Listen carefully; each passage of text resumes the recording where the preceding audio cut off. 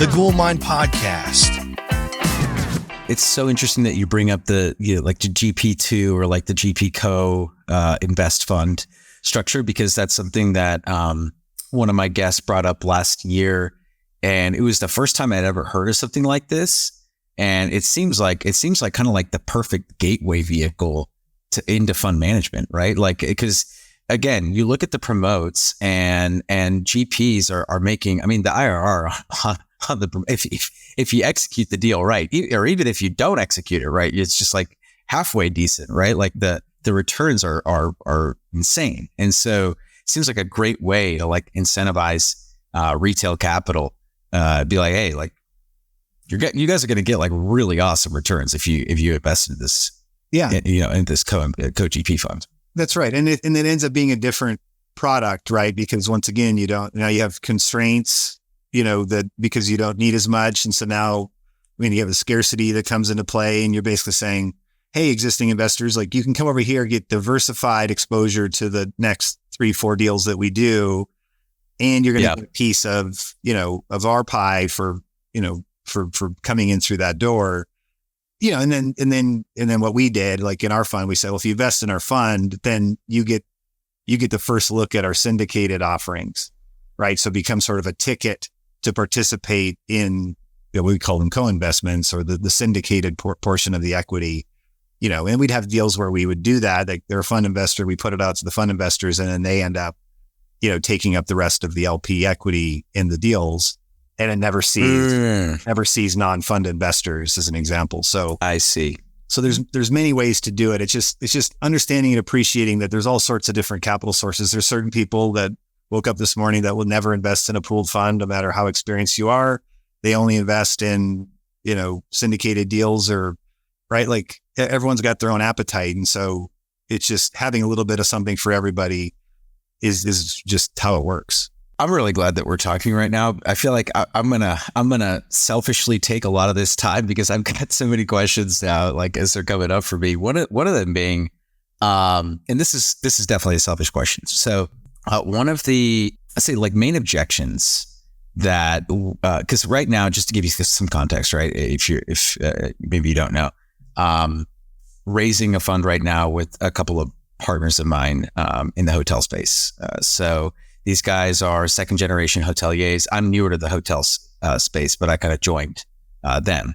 And so one of the objections that we could keep running up against is this idea that we haven't really had a lot of full cycle deals. And the reason being because like investment thesis up until this point has really been buy and hold, right? So some of these assets have been are over a decade long. So plenty of time for us to have like gone through a full cycle, like exited everything, but like they print money. So like, why would we get rid of them? And so question, like how have you seen that objection like effectively overcome, where, the portfolio is large, it's a couple dozen hotels, the majority of them are doing really well. And we just haven't wanted to exit,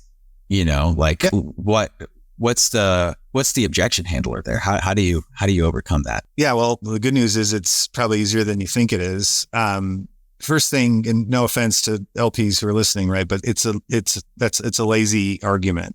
And I try to teach against it. When I'm teaching them, I'm like, listen, do I love full cycle deals? Yeah, I love them as much as the next guy, but it's not the be all end all for one of the reasons that you just said. So the way you overcome it, right, is like, okay, you acquire a hotel, it's generating X amount of NOI at time of acquisition. You guys did something to it, and now you go into the future 10 years later, whatever, and now it's producing Y NOI.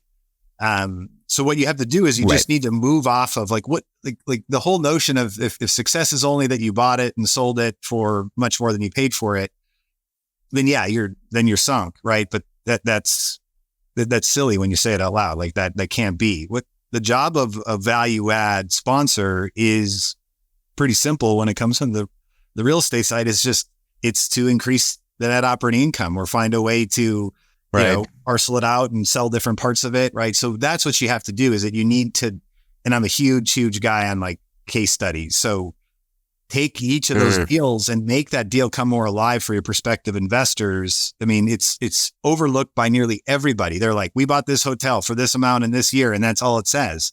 But yet the whole time when you bought it, you had this love affair with each of these assets. Hence why you haven't let it go yet, because you love it. Right. It's like your child. But yet it's like, we're over here talking about, I have 5 kids. So, like, hey, as parents, you always like to talk about your kids. You're proud of them or whatever. And, Johnny's doing this and Jane's doing that and they're whatever. But yet with real estate guys, they don't seem to spend enough time talking about the specific assets and like what they did to them, because that is the object that you've had your focus on. You bought it and it wasn't performing like it should. It had more potential, and you go in and you do stuff to it and you make it great again. Well, share the story. What did you do? What was the circumstances which you bought it? Like, what did you do to it?